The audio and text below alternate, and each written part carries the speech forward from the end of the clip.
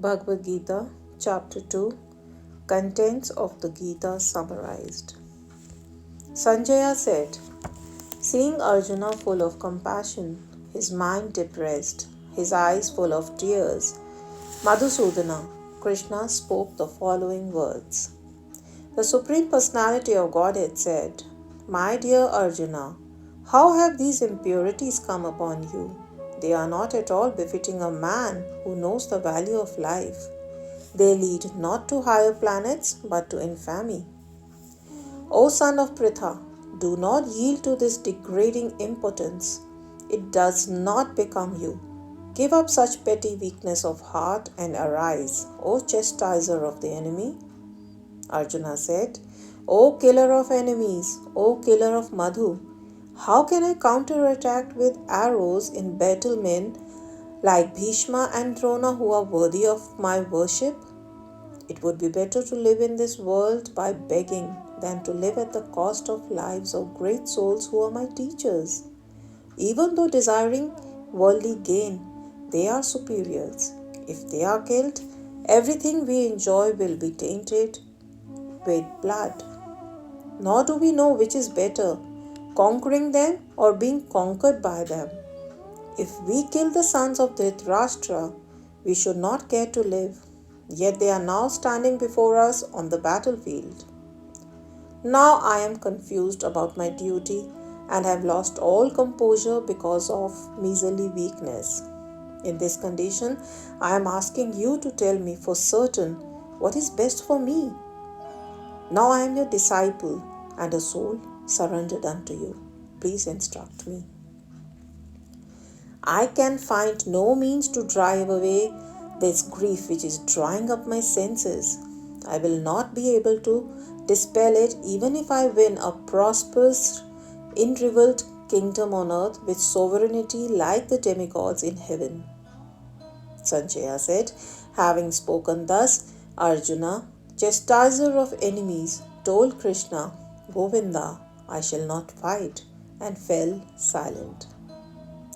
O descendant of Bharata, at that time Krishna, smiling, in the midst of both the armies, spoke the following words to the grief-stricken Arjuna. The Supreme Personality of Godhead said, while speaking learned words, you are mourning for what is not worthy of grief. Those who are wise lament neither for the living nor for the dead. Never was there a time when I did not exist, nor you, nor all these kings, nor in the future shall any of us cease to be. As the embodied soul continuously passes in this body from boyhood to youth to old age, the soul similarly passes into another body at death. A sober person is not bewildered by such a change. O son of Kunti, the non-permanent appearance of happiness and distress and their disappearance in due course are like the appearance and disappearance of winter and summer seasons. They arise from sense perception, O scion of Bharata, and one must learn to tolerate them without being disturbed. O best among men, Arjuna, the person who is not disturbed by happiness and distress and is steady in both is certainly eligible for liberation. Those who are seers of the truth have concluded that of the non-existent, the material body, there is no endurance, and of the eternal, the soul, there is no change. This they have concluded by studying the nature of both. That which pervades the entire body you should know to be indestructible. No one is able to destroy that imperishable soul. The material body of the indestructible, immeasurable, and eternal living entity is sure to come to an end. Therefore, fight, O descendant of Bharata.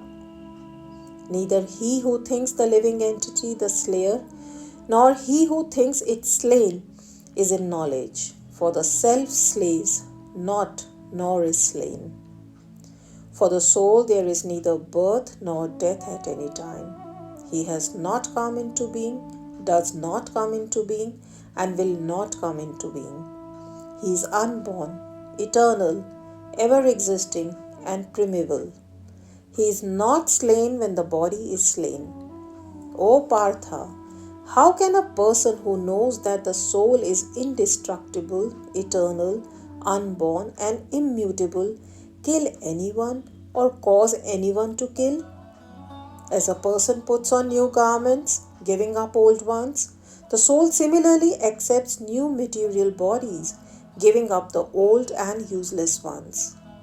The soul can never be cut into pieces by any weapon, nor burnt by fire, nor moistened by water, nor withered by the wind. This individual soul is unbreakable and insoluble, and can be neither burnt nor dried. He is everlasting, present everywhere, unchangeable, immovable, and eternally the same. It is said that the soul is invisible, inconceivable, and immutable. Knowing this, you should not grieve for the body. If, however, you think that the soul or the symptoms of life will always be born and die forever, you still have no reason to lament, O mighty armed. One who has taken his birth is sure to die, and after death one is sure to take birth again. Therefore, in the unavoidable discharge of your duty, you should not lament. All created beings are unmanifest in their beginning, manifest in their interim state, and unmanifest again when annihilated. So, what need is there for lamentation? Some look on the soul as amazing, some describe him as amazing, and some hear of him as amazing, while others, even after hearing about him, cannot understand him at all. O descendant of Bharata, he who dwells in the body can never be slain. Therefore, you need not grieve for any living being.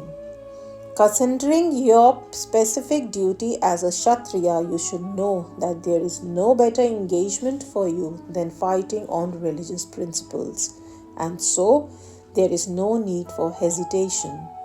O Partha, happy are the Kshatriyas to whom such fighting opportunities come unsought, opening for them the doors of the heavenly planets. If, however, you do not perform your religious duty of fighting, then you will certainly incur sins for neglecting your duties and thus lose your reputation as a fighter. People will always speak of your infamy, and for a respectable person, dishonor is worse than death. The great generals who have highly esteemed your name and fame will think that you have left the battlefield out of fear only, and thus they will consider you insignificant. Your enemies will describe you in many unkind words and scorn your ability. What could be more painful for you? O son of Kunti, either you will be killed on the battlefield and attain the heavenly planets, or you will conquer and enjoy the earthly kingdom. Therefore, get up with determination and fight. Do thou fight for the sake of fighting, without considering happiness or distress, loss or gain, victory or defeat, and by doing so you shall never incur sin. Thus far I have described this knowledge to you through analytical study. Now listen as I explain it in terms of working without fruitive results. O son of Pritha, when you act in such knowledge, you can free yourself from the bondage of works.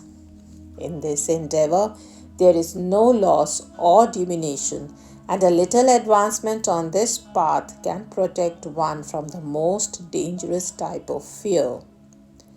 Those who are on this path are resolute in purpose, and their aim is one. O beloved child of the Kurus, the intelligence of those who are irresolute is many-branched.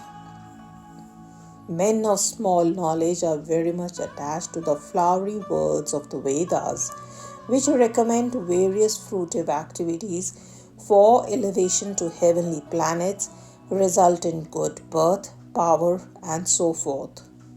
being desirous of sense gratification and opulent life. They say that there is nothing more than this. In the minds of those who are too attached to sense enjoyment and material opulence, and who are bewildered by such things, the resolute determination for devotional service to the Supreme Lord does not take place. The Vedas deal mainly with the subject of the three modes of material nature. O Arjuna, become transcendental to these three modes. Be free from all dualities and from all anxieties for gain and safety, and be established in the self. All purposes served by a small well can at once be served by a great reservoir of water. Similarly, all the purposes of the Vedas can be served to one who knows the purpose behind them. You have a right to perform your prescribed duty, but you are not entitled to the fruits of action.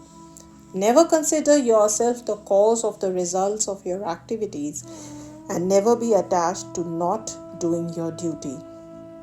Perform your duty equipoised, O Arjuna, abandoning all attachment to success or failure. Such equanimity is called yoga. O Dhananjaya, keep all abominable activities far distant by devotional service, and in that consciousness surrender unto the Lord. Those who want to enjoy the fruits of their work are misers. A man engaged in devotional service rids himself of both good and bad reactions in this life. Therefore, strive for yoga, which is the art of all work. By thus engaging in devotional service to the Lord, great sages or devotees free themselves from the results of work in the material world. In this way, they become free from the cycle of birth and death and attain the state beyond all miseries by going back to Godhead. When your intelligence has passed out of the dense forest of delusion, you shall become indifferent to all that has been heard and all that is to be heard. When your mind is no longer disturbed by the flowery languages of the Vedas, and when it remains fixed in the trance of self-realization, then you will have attained the divine consciousness. Arjuna said, O Krishna, what are the symptoms of one whose consciousness is thus merged in transcendence? How does he speak, and what is his language?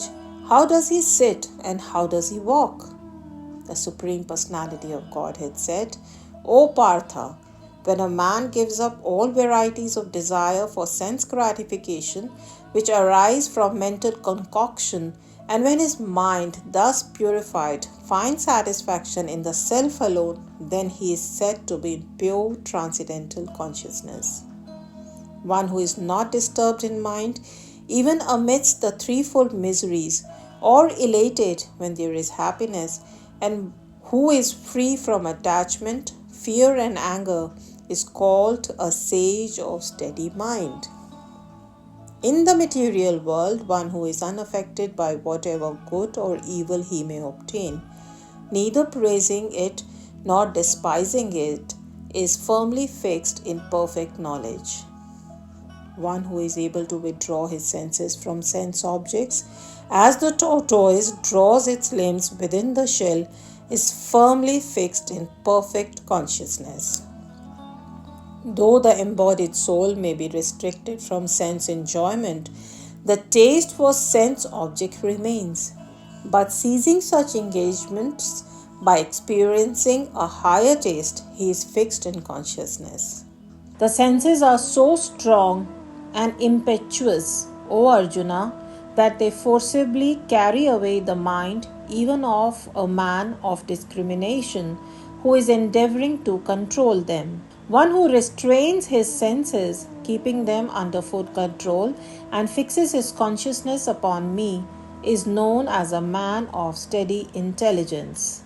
While contemplating the objects of the senses, a person develops attachment for them, and from such attachment lust develops, and from lust anger arises.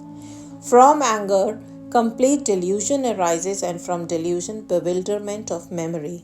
When memory is bewildered, intelligence is lost, and when intelligence is lost, one falls down again into the material pool. But a person free from all attachment and aversion and able to control his senses through regulative principles of freedom can obtain the complete mercy of the Lord. For one thus satisfied in Krishna consciousness, the threefold miseries of material existence exist no longer. In such satisfied consciousness, one's intelligence is soon well established. One who is not connected with the Supreme in Krishna consciousness can have neither transcendental intelligence nor a steady mind, without which there is no possibility of peace. And how can there be any happiness without peace? As a strong wind sweeps away a boat on the water, even one of the roaming senses on which the mind focuses can carry away a man's intelligence. Therefore, O mighty armed one whose senses are restrained from their objects is certainly of steady intelligence. What is night for all beings is the time of awakening for the self-controlled, and the time of awakening for all beings is night for the introspective sage. A person who is not disturbed by the incessant flow of desires that enter like rivers into the ocean, which is ever being filled but is always still, can alone achieve peace, and not the man who strives to satisfy such desires. A person who has given up all desires for sense gratification, who lives free from desires, who has given up all sense of proprietorship and is devoid of false ego, he alone can attain real peace. That is the way of the spiritual and godly life, after which a man is not bewildered. If one is thus situated, even at the hour of death, one can enter into the kingdom of God.